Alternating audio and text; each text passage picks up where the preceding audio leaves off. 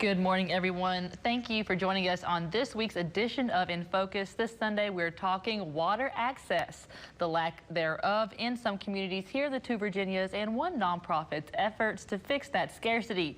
I'm here with David Woodard, Director for the Appalachia Water Project, and Cindy Howe, Director of the Navajo Water Project. Now, both of these projects come under the umbrella of the nonprofit Dig Deep. So let's talk about that first. What is Dig Deep?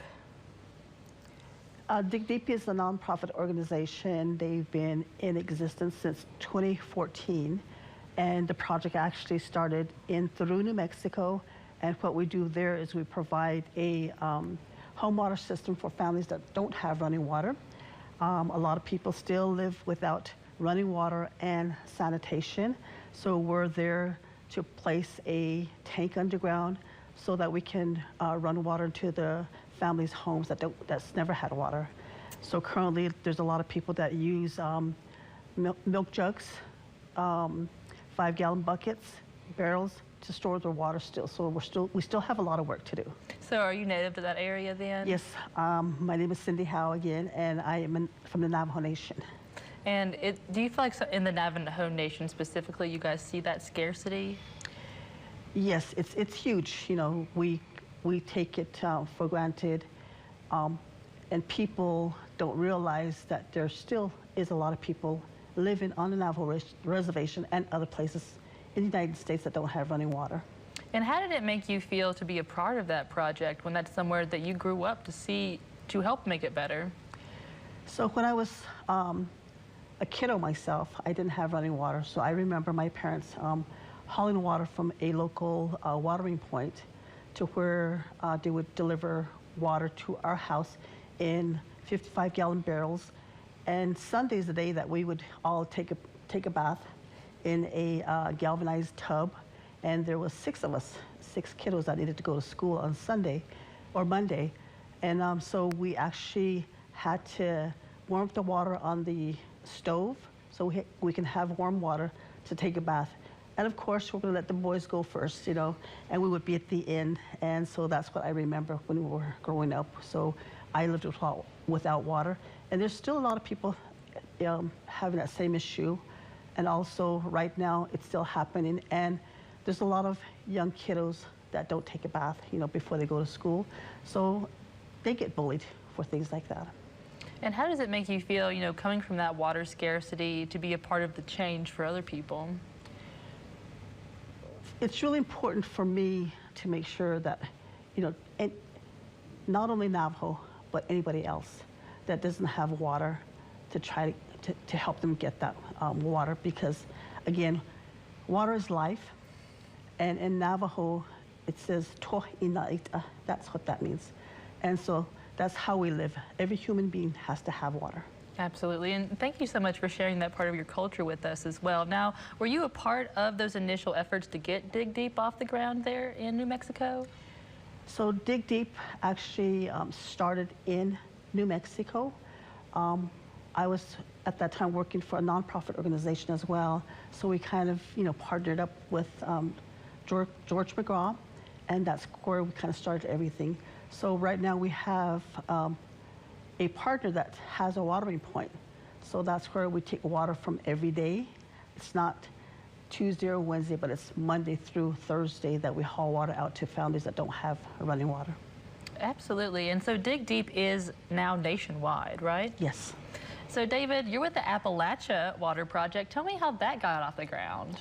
In 2021, Dig Deep sought out a site where water insecurity was a real issue. And the place that they chose to come was McDowell County, West Virginia, where we have a very large portion of the county that doesn't have access to clean running water. Part of that is because of failing infrastructure from the coal boom days. And part of that is because there are places on top of Rocky Mountains that it's almost impossible to get water to without millions and millions of dollars worth of investment that just doesn't exist. So since 2021, Dig Deep has been able to bring 300 households in southern West Virginia, no longer just in McDowell County. We've across the border into Wyoming. But we brought 300 families in southern West Virginia clean running water that's sustainable access. And we've expanded now into sanitation, and we've brought 100 households access to clean sanitation, whether it's a septic system or connected to a centralized sewer line that goes to a wastewater treatment plant. Altogether, all of those efforts help reduce straight piping. And the more research I did and the more questions I asked, my skill set seemed to line up, and it seemed like something that would be rewarding, and the rest is history. For sure. Are you from this area originally? I am. I was born in Princeton and raised between Montcalm and Pocahontas, the two places. So then you can be familiar with families in this area who face that. When I was little, I grew up on a well, and at various points through life have had well water. And although we were always fortunate to have good wells, I've known plenty of friends who didn't. I've known people my entire life who have to haul their water. And by water hauling, we mean they've got a truck with a tank in the back and they go to a spring. The most popular one around here is on 52 in Mayberry. And they fill that up and then they take it back to their house and they fill their cistern. Some people have to do that 5 and 6 times a week to keep their cisterns full. And that's a lot of cost on the family. That's a lot of time invested. That's a whole lot of energy out of family life, the local economy, and just the quality of life. And being from this area, how does it make you feel to be a part of the change for water access here? There's no feeling that you get when you're in someone's home and they turn on that spigot for the very first time. They've got clean, drinkable, running water that runs through it. Usually there are tears involved on both sides, and it's just a very feeling to witness that and be a part of it. Absolutely. Our photographer Jess stopped by Atwell earlier this week to talk to one family that you all are helping, and it made me want to tear up because they're just happy to be able to flush their toilet and take a shower. And those are things, that we at home feel pretty basic, but honestly we should be thankful for it because not everyone has that access. Yeah, you would be surprised. There are over 2 million people in America who lack access to clean, running, drinkable water every day. And this is the most civilized nation on earth, and over 2 million of our neighbors around us lack that access. Absolutely. And folks, we're going to stay on this topic, but we're going to take a quick break first. We'll be right back.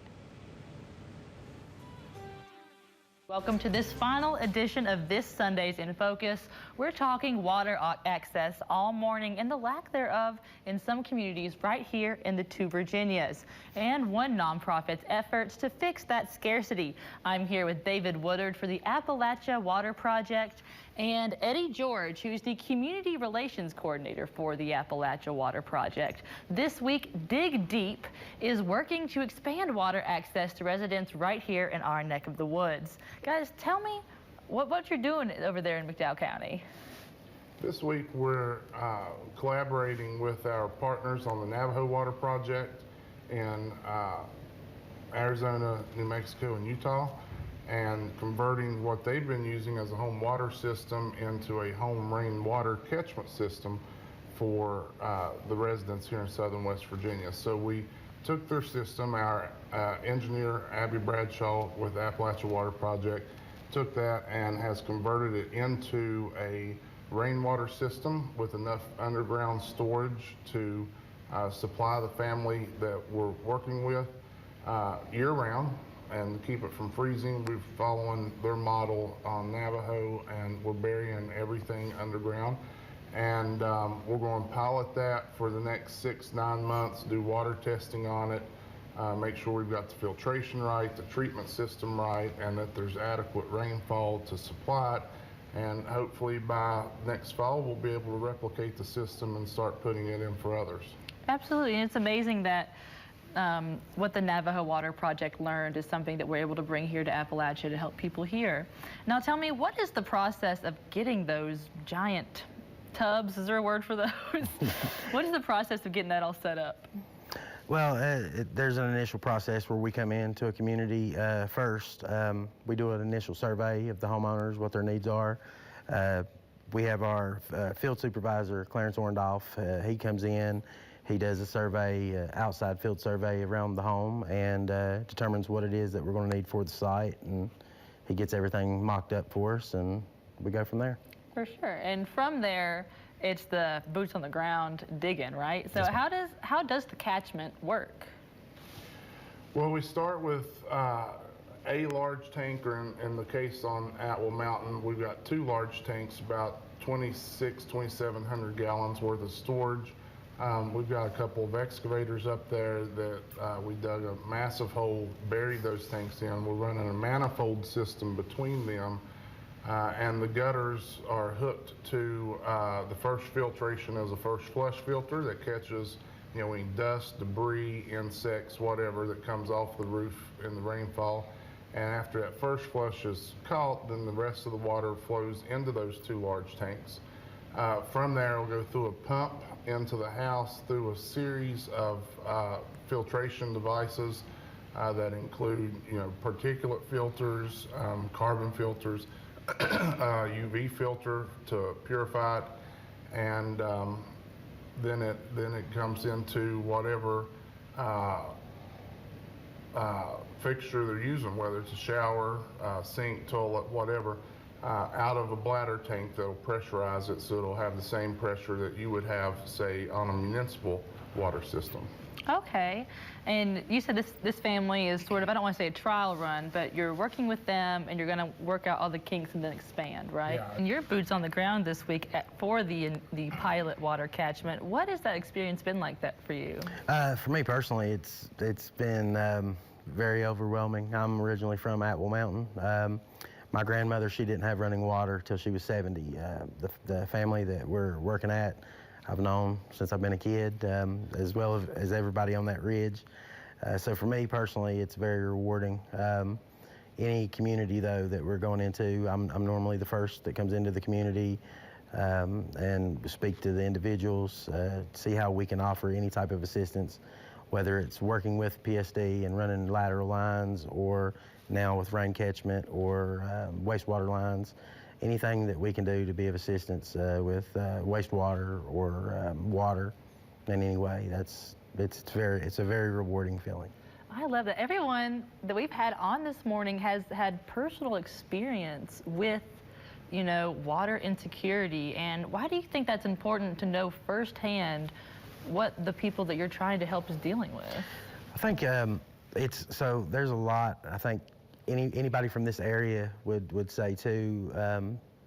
People in our communities over the years, you've got a lot of people that's come from outside that comes in that's made us look bad in the press. And I think what we as an organization try to do is to change that narrative a lot. We know how we got here. We know the extractive industries, as David had spoke to previously. Those lines was laid. They left communities without, ways to maintain them. But we try to focus on what to do to fix it, and what we can do, and who more importantly, who we can partner with, because this is a joint effort between a lot of different organizations, as well as corporate donors that come out that sponsors our work, individual donors that come out and sponsors our work, that makes all this possible, along with getting federal funding. We hosted federal EPA Administrator Regan back in January, I believe it was, December. We hosted him as part of his Journey of Justice tour. He was overwhelmed at the lack of infrastructure that we do have.